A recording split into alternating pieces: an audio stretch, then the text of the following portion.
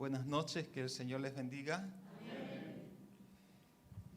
Bueno, es una bendición poder estar aquí en un mes tan significativo como es el mes de octubre, el mes en que la Iglesia evangélica, ¿no es cierto?, recuerda y celebra lo que fue, ¿no es cierto?, la Reforma Protestante.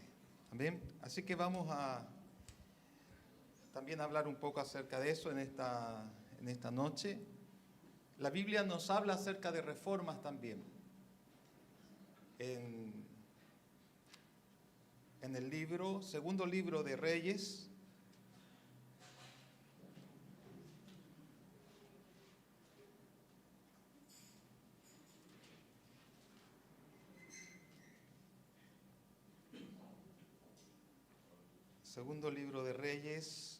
en el capítulo 22, nos habla de un rey muy joven,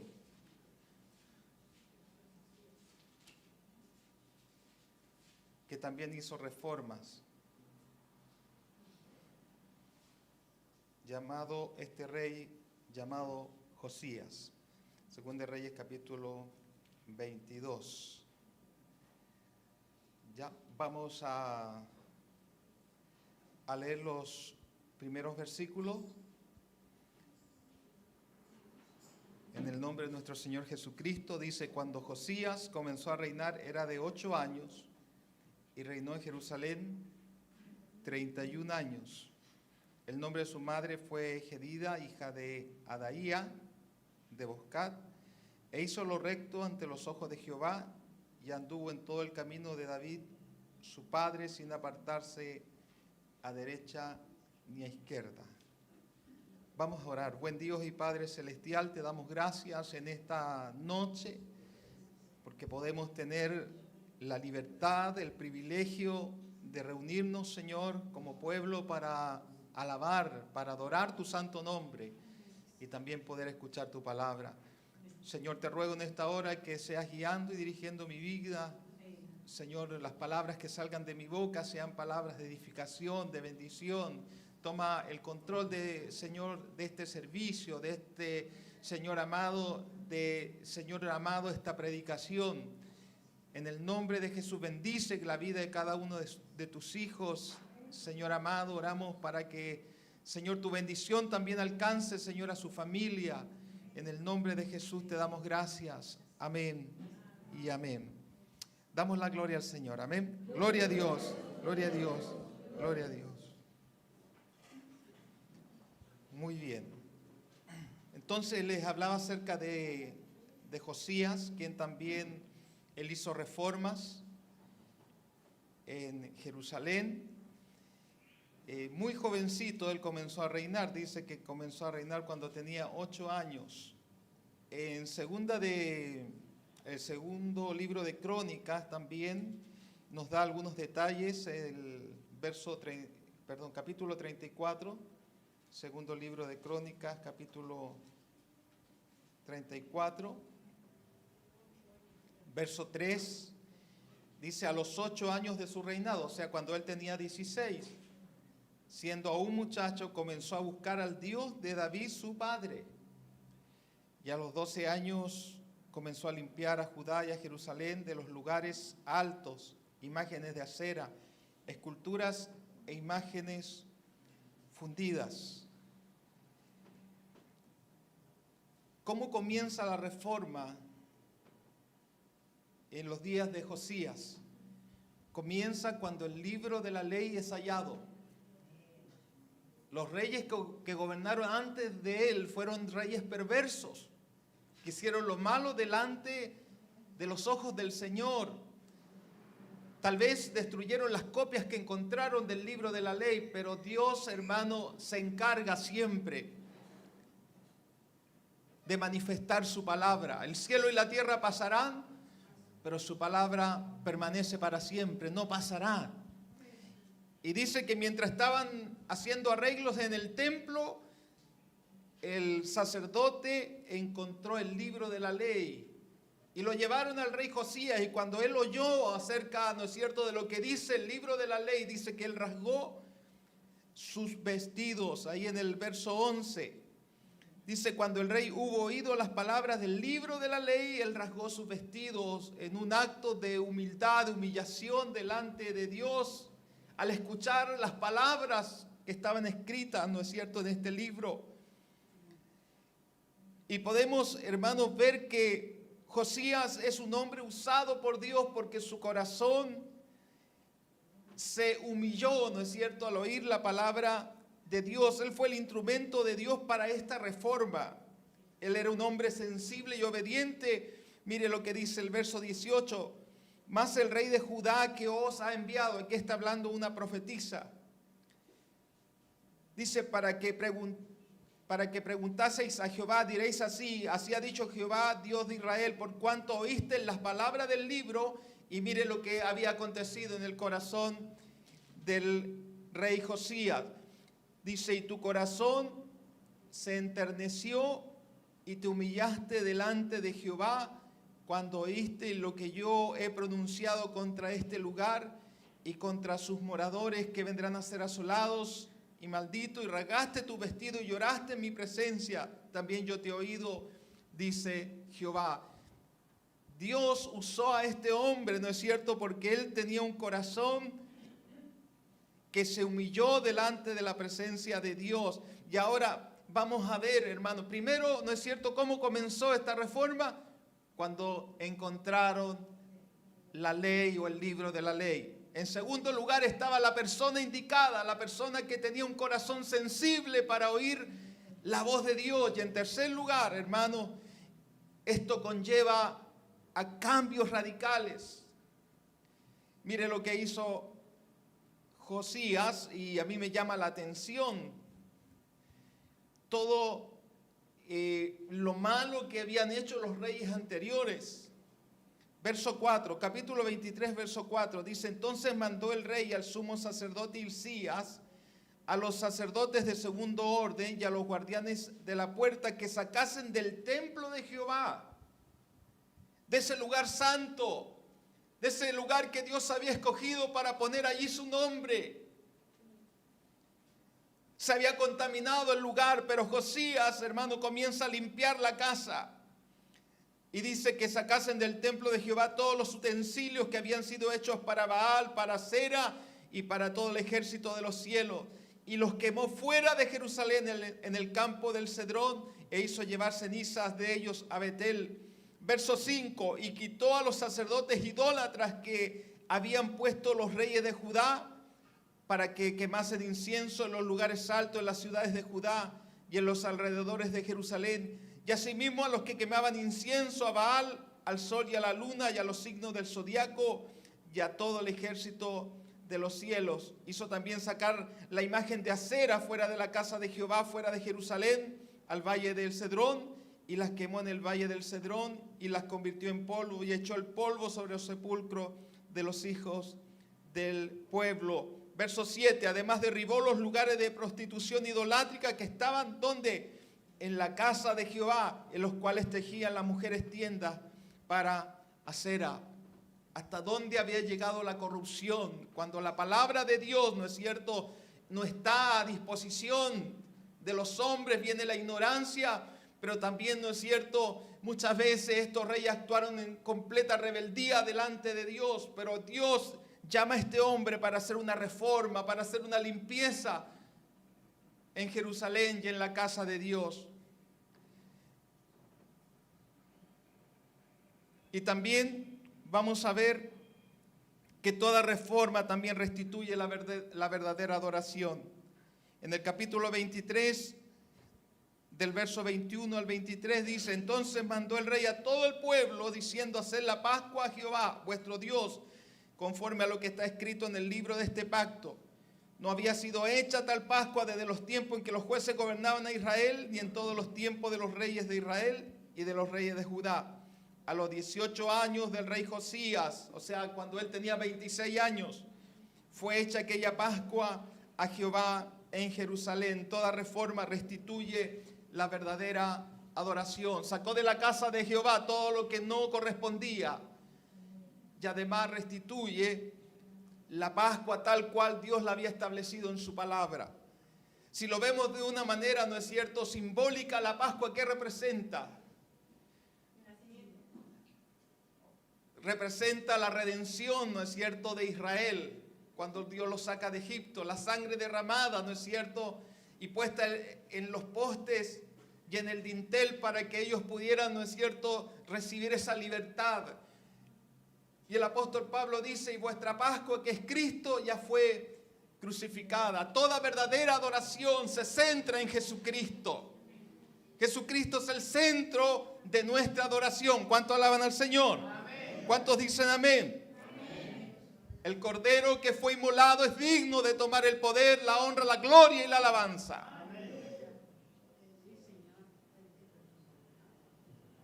Y ahora vamos a hablar, ¿no es cierto?, acerca de la reforma que nosotros conmemoramos en este tiempo, que es la reforma que comenzó un 31 de octubre de 1517. Como decía nuestro obispo, 506 años desde que Martín Lutero clavó las 95 tesis en la puerta de la catedral de Wittenberg. Gracias a Dios que tenemos libertad, hermano.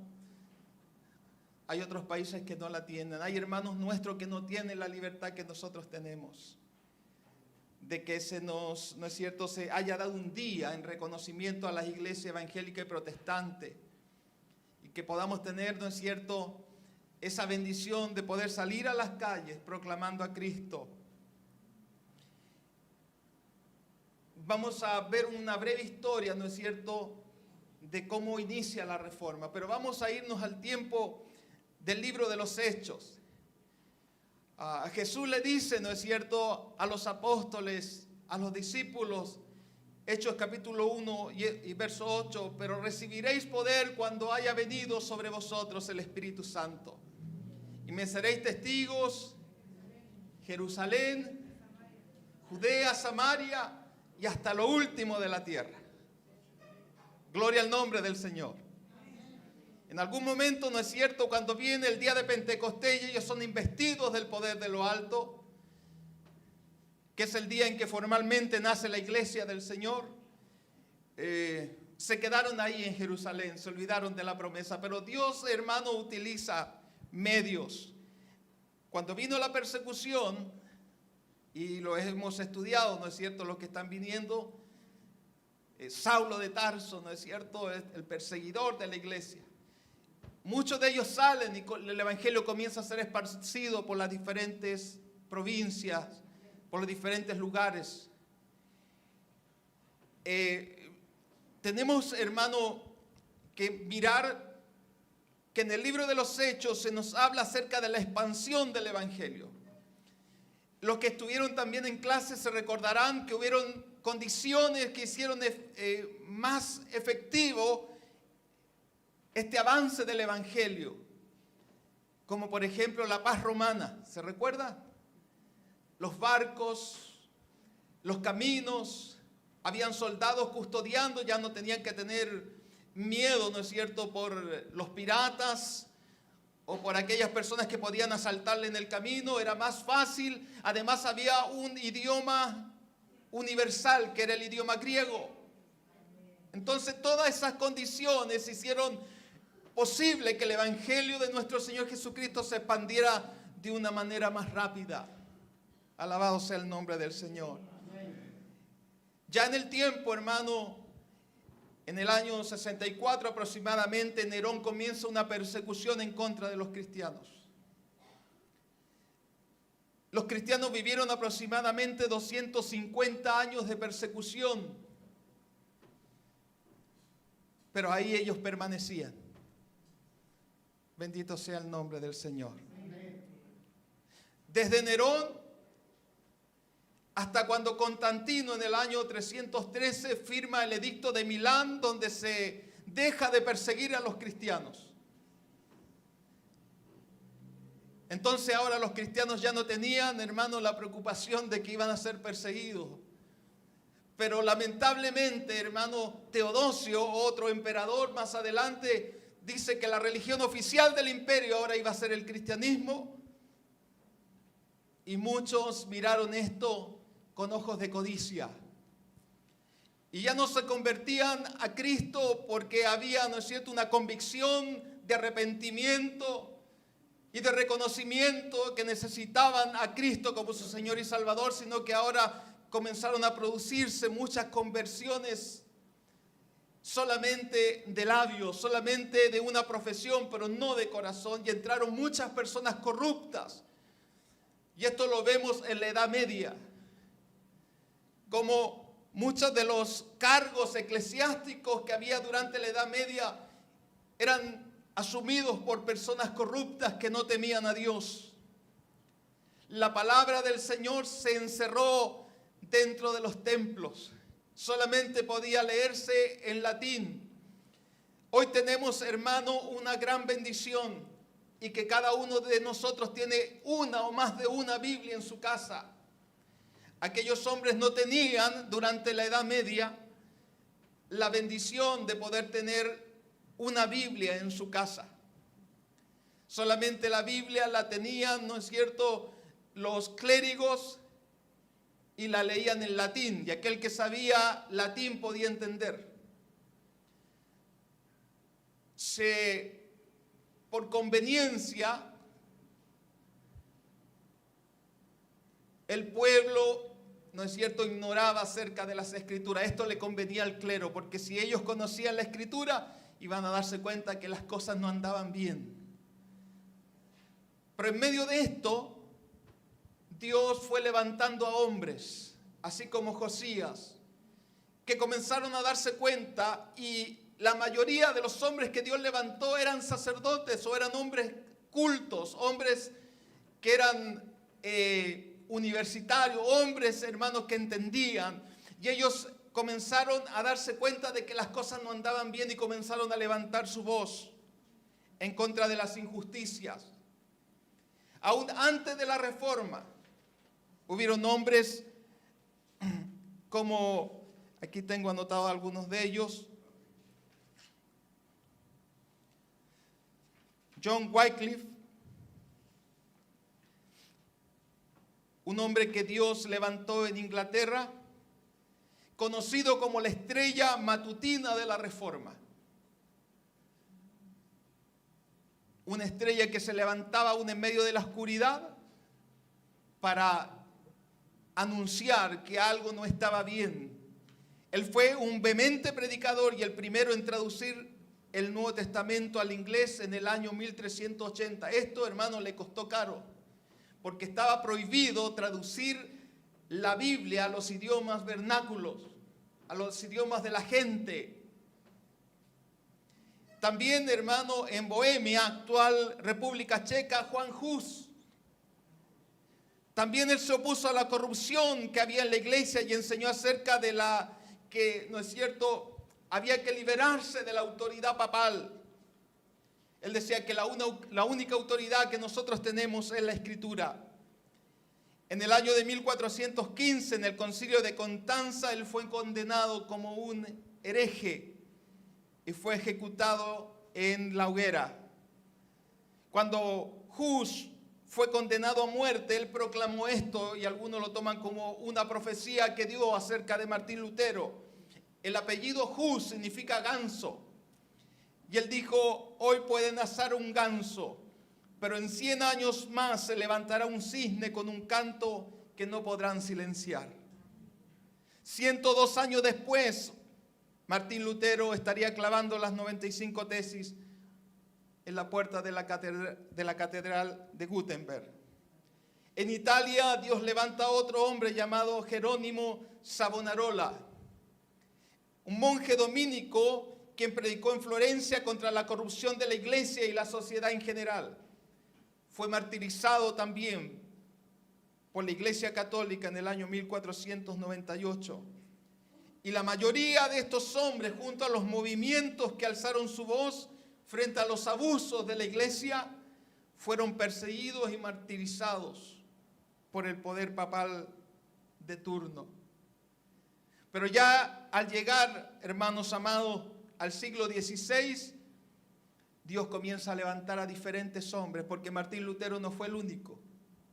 Hubieron otros hombres, como Eurico Zwinglio, como John Knox en Escocia. John Knox en Escocia, él le decía a Dios: dame Escocia o me muero. Juan Calvino y tantos hombres más, hermanos, que Dios levantó en ese tiempo para traer un despertar. Alabado sea el nombre del Señor. Hubieron muchos factores que influyeron, hermano, y que Dios preparó para la reforma.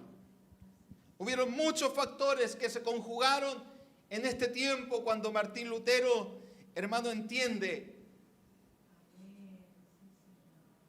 por medio de la palabra de Dios que el justo por la fe vivirá.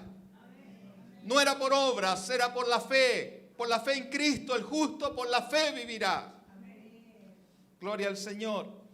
Una de estas factores que influenciaron, hermano, fue el Renacimiento.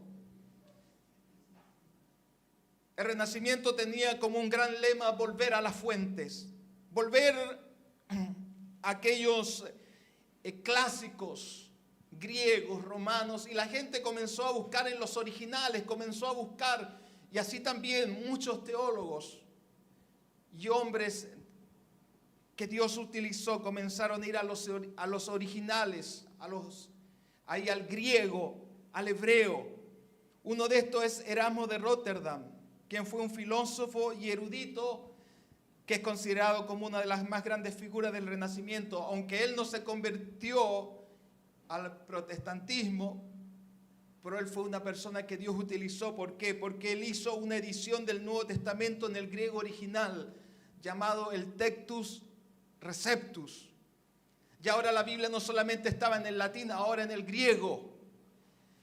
Un griego, hermano amado, en el cual podían darse cuenta de las muchas diferencias que habían con la traducción al latín.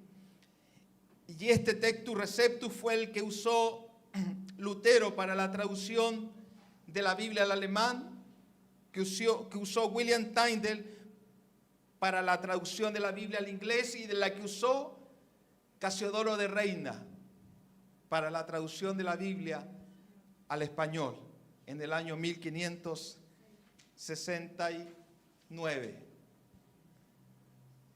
Así Dios comenzó, hermano, a utilizar muchos factores, como también un invento que hoy vendría a ser como nuestro internet, la imprenta. Porque este folleto que pegó ahí Martín Lutero prontamente alcanzó a llegar a toda Alemania y luego a toda Europa por medio de este invento. El tiempo se había cumplido.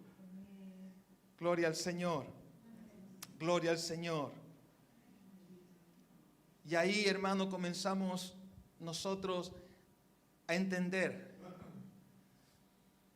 cómo Dios no se olvida de su iglesia. Cómo Dios, hermano, levanta hombres y mujeres con muchas debilidades, porque estos hombres también tenían muchas debilidades. No los ponemos, ¿no es cierto?, como papas, no, sino que ellos tenían virtudes, pero también tenían muchas debilidades en sus vidas. Pero Dios los usó a estos hombres. Ellos no eran infalibles, pero estos fueron los hombres que Dios utilizó. Una de las cosas que más produjo en Martín Lutero una reacción a escribir las 95 tesis fue cuando Juan Tetzel, un fraile dominico enviado por el Papa León X, comenzó a hablar y ofrecer perdón de pecado a cambio de dinero, diciendo: tan pronto como su moneda suena en el cofre, el alma de sus amigos ascenderá del purgatorio al cielo. Para Martín Lutero, hermano, fue algo a lo cual él reaccionó, y podemos, a través de las 95 tesis que él clavó, su proclamación, ¿no es cierto?, de que el justo vivirá por fe, y que las indulgencias, hermano, no correspondía. No correspondía. Bendito sea el nombre del Señor. Este hombre de Dios, llamado, ¿no es cierto?, Martín Lutero, fue un hombre que Dios usó para iniciar la chispa de la Reforma. Él fue excomulgado por el Papa. Él tuvo que ir a una asamblea llamada la Dieta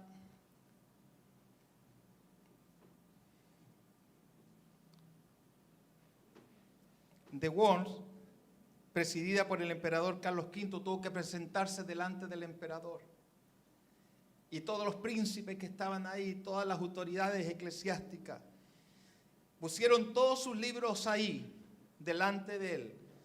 Y él tenía que responder dos preguntas. En primer lugar, si esos libros habían sido escritos por él. Y en segundo lugar, si él se retractaba de aquellos libros. Dice que aproximadamente eran 25 libros lo que él había escrito. Él tenía que decir sí o no. Martín Lutero, ¿tú escribiste estos 25 libros? Sí, reconocía que los había escrito. Ahora, ¿te retractas de haber escrito estos 25 libros? Tenía que responder sí o no. Y él pidió un día para dar respuesta a eso. Yo creo que esa fue la noche en que él oró a Dios con más intensidad.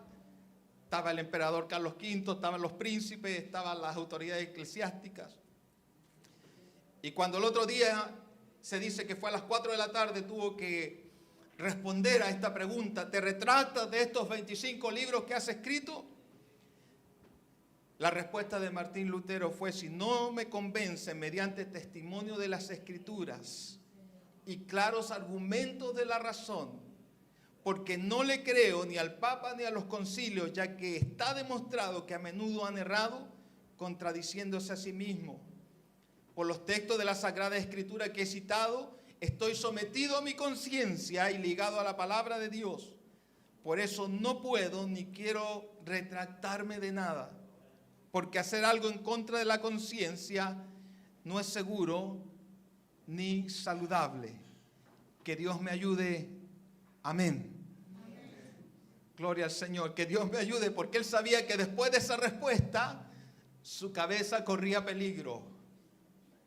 Entonces, cuando terminó la dieta de Worms y él se iba yendo, el príncipe Federico el Sabio lo toma en secreto y se lo lleva al castillo de Wartburgo. Y en ese lugar estuvo aproximadamente un año. ¿Qué es lo que hizo Martín Lutero durante ese año? Traducir el Nuevo Testamento al alemán. Bendito sea el nombre del Señor. Ahora, el nombre protestante, ¿de dónde viene? Porque después de un tiempo a ellos le comenzaron a llamar protestantes, no luteranos, sino protestantes. Bueno, viene de una asamblea o de una dieta en 1529 llamada la Dieta de Spira, donde también estaba el emperador y estaban los príncipes de los cantones protestantes y de los cantones o de las ciudades católicas. Entonces en algún momento dicen: ya, vamos a resolver esto de la siguiente manera. A todas las ciudades católicas está prohibido que se predique el luteranismo, pero en las ciudades luteranas sí se va a permitir que se predique y que se ejerza la fe católica. Entonces los príncipes protestantes, ellos hicieron una carta, los príncipes luteranos hicieron una carta y se la presentaron, diciendo que ellos no estaban de acuerdo con esa decisión. Y desde entonces a los luteranos se les comenzó a llamar protestantes. Hasta el día de hoy se le conoce, ¿no es cierto?, como iglesia protestante. Esto, hermano, es lo que podemos hablar acerca de la Reforma y cómo esto comenzó a expandirse después por toda Europa. Luego, hermano, llega a Norteamérica y el Evangelio de nuestro Señor también llega hasta estas tierras. Amén. Gloria al nombre del Señor. Amén. Gloria al nombre del Señor. Recuérdense que la promesa del Señor era y hasta lo último de la tierra, hasta lo último de la tierra.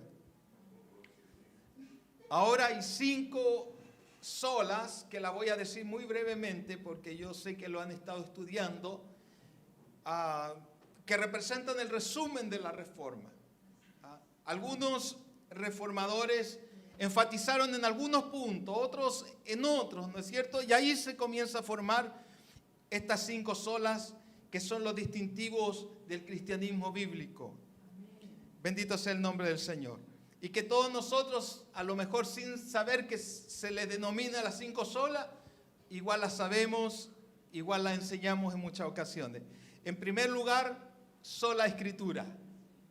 Gloria a Dios. La palabra de Dios es la máxima autoridad de fe y de conducta y de práctica para nosotros. ¿Cuánto alaban al Señor? Amén. Según de Timoteo 3:16 al 17 dice: toda la Escritura es inspirada por Dios y útil para enseñar, para redarguir, para corregir, para instruir en justicia.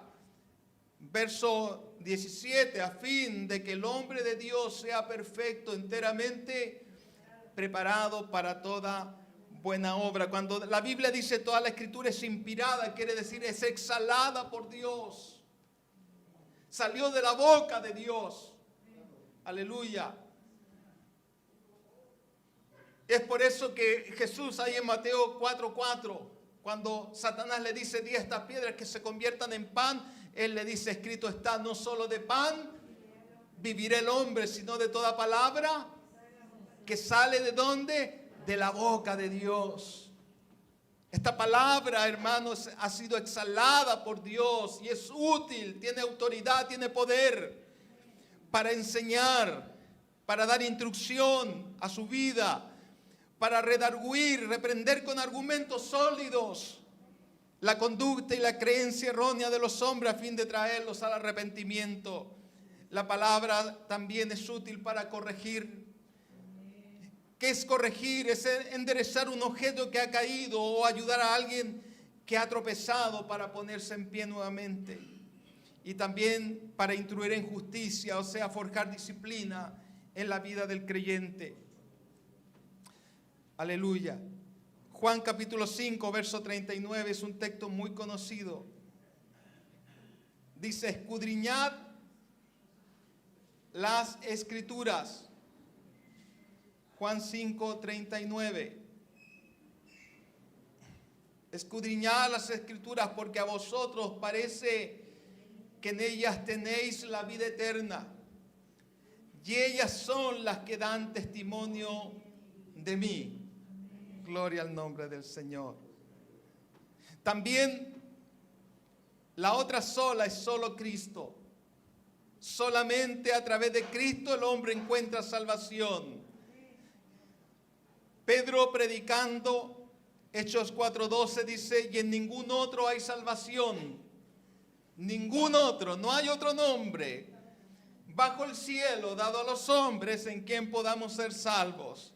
Solamente Cristo. ¿Cuántos dicen amén? Solamente Cristo. Gloria a Dios.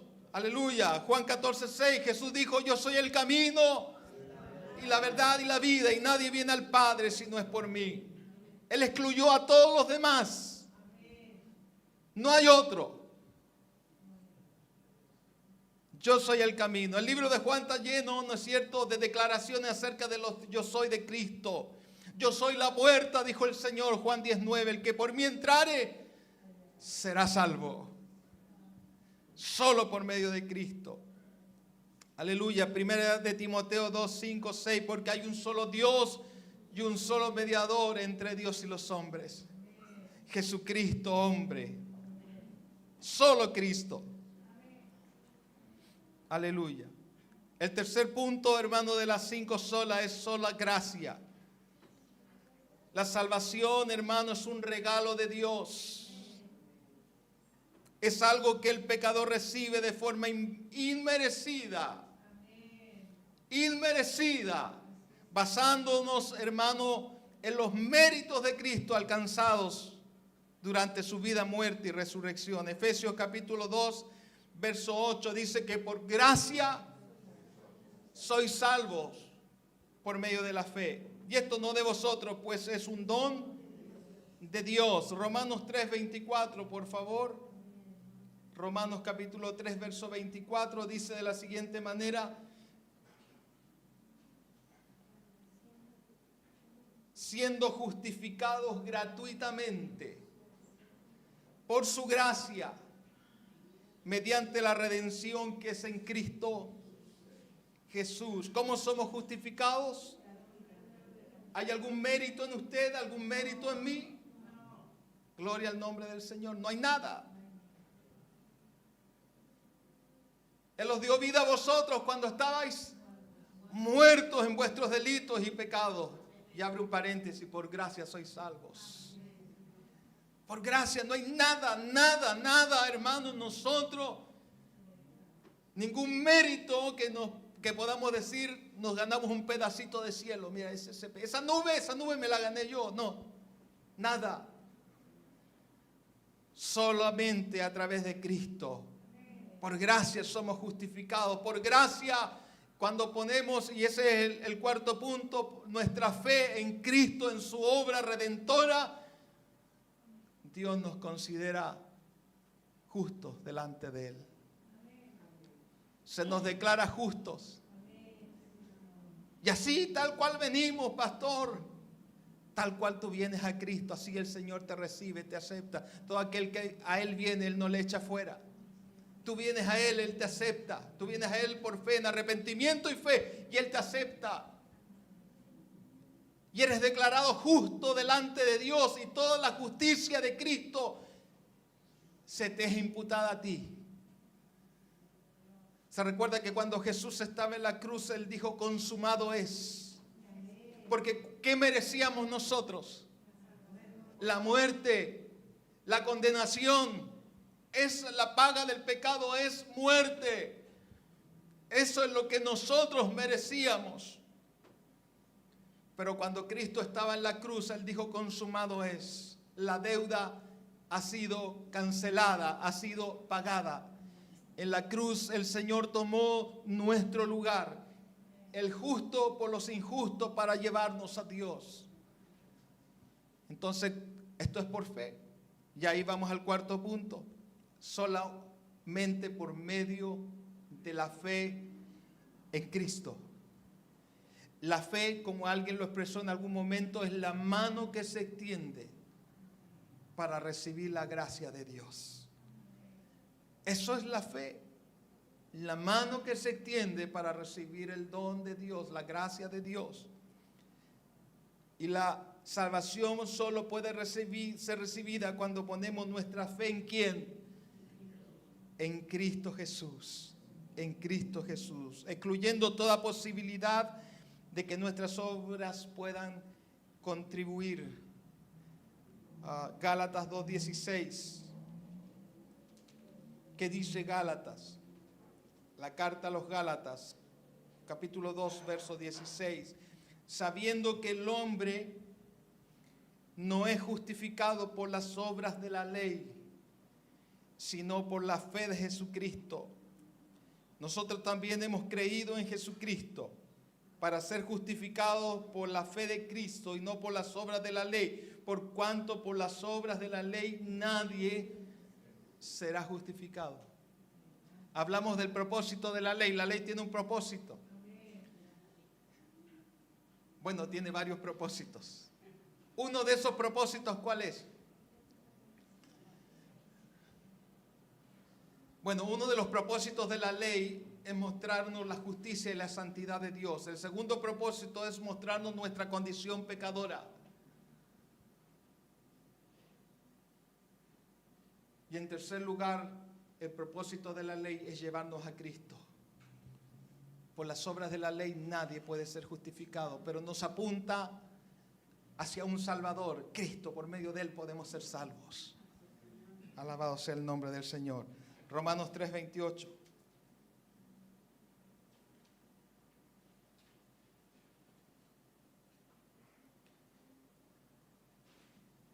Concluimos.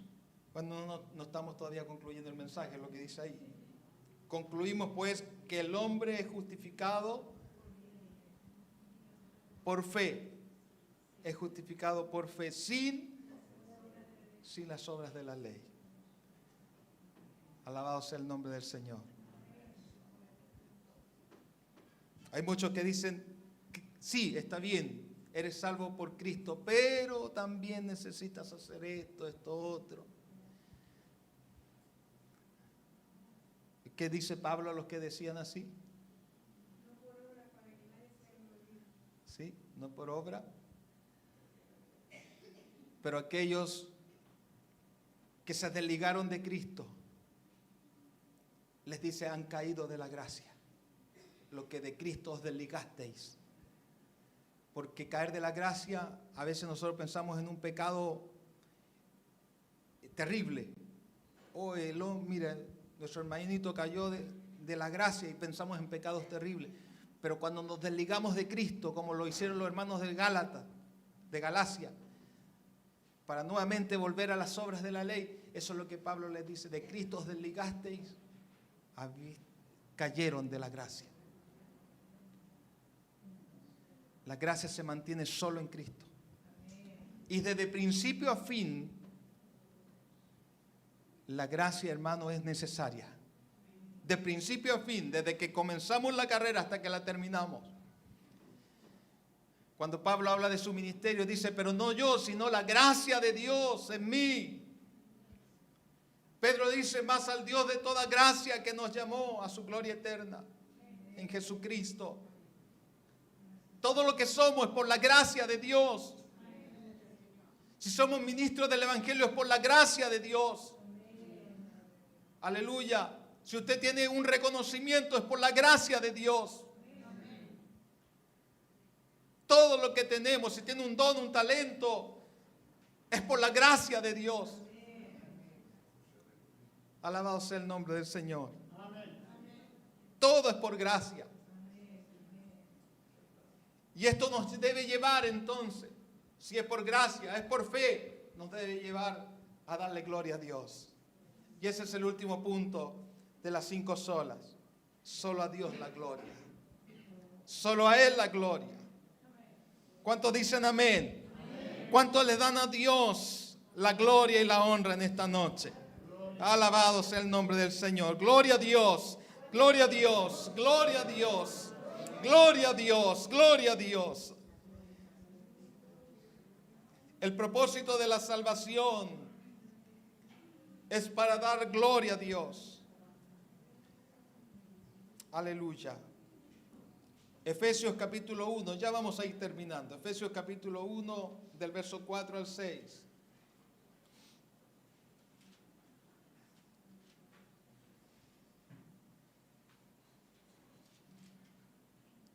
Según nos escogió en Él antes de la fundación del mundo para que fuésemos santos y sin mancha delante de Él.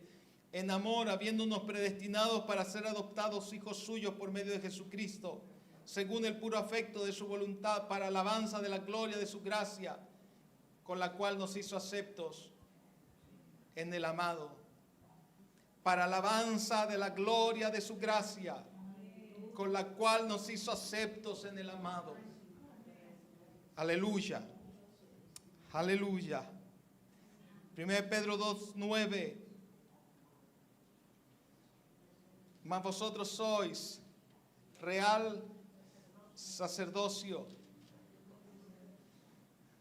Mas vosotros sois linaje escogido, real sacerdocio, nación santa, pueblo adquirido por Dios. ¿Para qué? Para que anunciéis las virtudes de aquel que os llamó de las tinieblas a su luz admirable. Aleluya. Y Apocalipsis, que es el último libro de la Biblia, en el capítulo 5, cuando nos muestra, hermano, la visión del cielo. Y yo creo que ahí va a estar usted, si permanece en esta gracia. Y que ahí estaré yo si permanezco en esta gracia. Así que vayamos aprendiéndonos el cántico. Verso 9, 5:9, y cantaban un nuevo cántico diciendo: digno eres de tomar el libro y de abrir sus sellos, porque tú fuiste inmolado y con tu sangre nos has redimido. ¿A quién redimió Dios con su sangre? A nosotros, pues, amados. Nos redimió, nos compró. Ese fue el precio de nuestra redención, su sangre derramada en la cruz del Calvario. Porque tú fuiste inmolado, tú fuiste aquel cordero que fue llevado al matadero.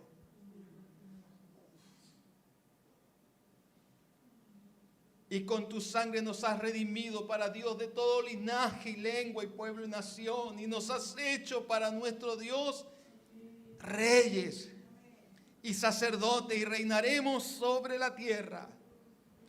Verso 11, y miré y oí la voz de muchos ángeles alrededor del trono y de los seres vivientes y de los ancianos, y su número era millones de millones, que decían a gran voz: el Cordero, repita conmigo, el Cordero que fue inmolado es digno de tomar el poder, las riquezas, la sabiduría, la fortaleza, la honra, la gloria y la alabanza. Aleluya.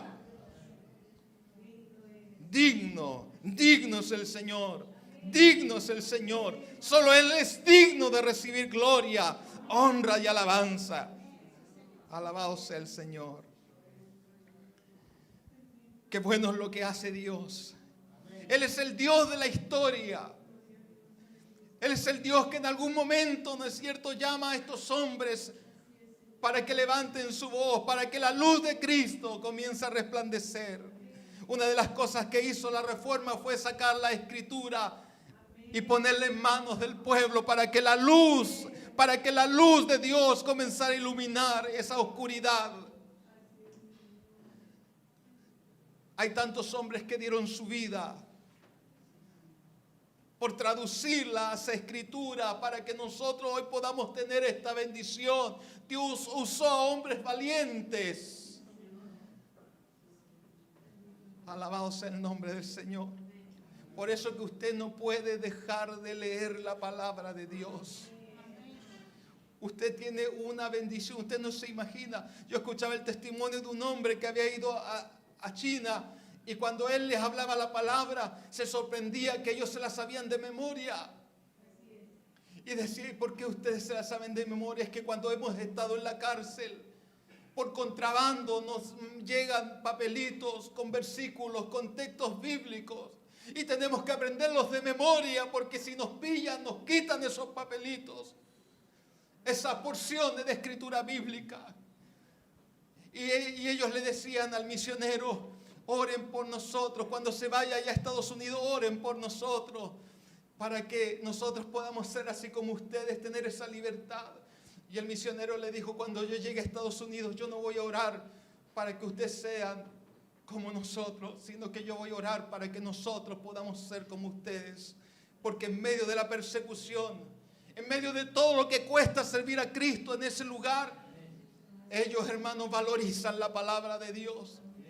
Y el misionero decía: ustedes han viajado días para estar aquí, hemos estado 3 días compartiendo la Escritura y no se han movido, pero en mi país, le decía, si no tienen aire acondicionado no van a la iglesia, si les queda muy lejos no van a la iglesia, pero ustedes no. Por eso yo oraré para que nosotros podamos ser como ustedes.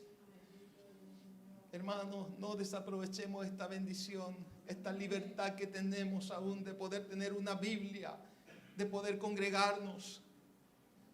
Es una bendición, amados hermanos. ¿Cuánto alaban al Señor? Amén.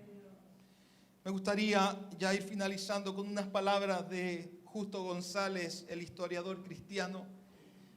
Dice: la historia del cristianismo es la historia de los hechos del Espíritu entre los hombres y mujeres que nos han precedido en la fe. Nosotros también somos parte de esa historia. Dígale a su hermano: tú eres parte de esa historia, de esos hechos del Espíritu. El libro de los Hechos, ahí en el capítulo 28, cuando usted va al capítulo 28 del libro de los Hechos, aleluya, usted no encuentra el amén final. Generalmente los libros, ¿no es cierto?, del Nuevo Testamento terminan con un amén, pero el libro de los Hechos en el capítulo 28 no termina con un amén. ¿Por qué? Porque el libro todavía, los hechos en este caso los hechos del Espíritu Santo, todavía, hermano amado, se están dando hasta cuando Cristo venga por su iglesia. Así que estos hombres que Dios usó son parte, hermano, de los hechos del Espíritu. Y usted y yo también somos parte de esta historia que aún no ha terminado. Alabado sea el nombre del Señor. Había una consigna que decía: la iglesia reformada siempre reformándose por medio de la palabra. ¿Por qué? Porque al igual que en la Edad Media, a veces hay hombres que tratan de hacer las cosas a su manera y no conforme la Biblia. Y es ahí cuando en vez, hermano, de una reforma comienzan a haber deformaciones dentro del Evangelio. Pero que el Señor nos ayude y que el Señor siga levantando hombres y mujeres como estos reformadores para llevar en alto la palabra de Dios. Dios les bendiga. Dios les bendiga. Espero que usted haya tomado su porción. Aleluya. Yo cuando era niño no me recuerdo que se conmemoraba ni se hablaba de la reforma. Pero hoy se le da un énfasis. Y es bueno esto porque es importante conocer la historia. En nuestro caso, la historia del cristianismo. Para ver el ejemplo de estos hombres. Y también para conocer los errores que se cometieron para no volverlos a cometer. Dios sea con su iglesia. Dios sea con su pueblo. Le invito a que se ponga en pie. Vamos a orar. Buen Dios y Padre Celestial, en el nombre de Jesús, Señor, te damos gracias en esta noche, porque hemos podido compartir, Señor mío, este tema acerca de la reforma, que también lo vemos, Señor, en tu palabra, cómo usted utilizó a este joven para traer una reforma, ya que su palabra, Señor amado, estaba escondida, ya que su palabra, Señor amado, no ocupaba el lugar que le corresponde. Señor, oramos para que usted abra nuestro entendimiento, para que podamos, amado Dios, darle gracias cada día por la libertad que tenemos en Cristo. Y por tener también la libertad, Señor amado, de poder llegar hasta tu casa de oración. Elevar nuestra voz en alabanza, en adoración, de poder escuchar una palabra, de poder tener una Biblia, Señor. Gracias.